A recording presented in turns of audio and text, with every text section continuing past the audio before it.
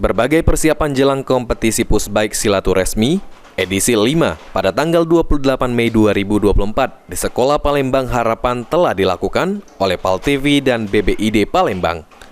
Dan sampai saat ini persiapannya sudah mencapai 99%.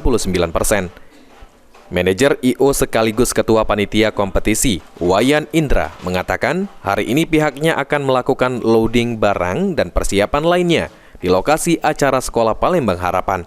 Total dalam ajang Pusbike ini, jumlah peserta yang ikut sebanyak 190 dari berbagai daerah, bukan hanya kota Palembang. Jadi kesiapan kita untuk menjelang event Silaturahmi Series 5 ya, sudah kurang lebih 99% sudah siap ya. Jadi untuk hari ini khususnya di tanggal 17 Mei kita jam 7 itu sudah mulai loading barang dan persiapan lainnya untuk menghadapi event di tanggal 18 di jam setengah 8 ya sampai jam setengah 10 malam sampai selesai.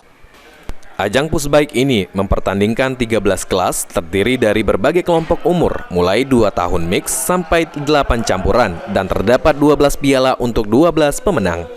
Ilham Wahyudi, PAL TV.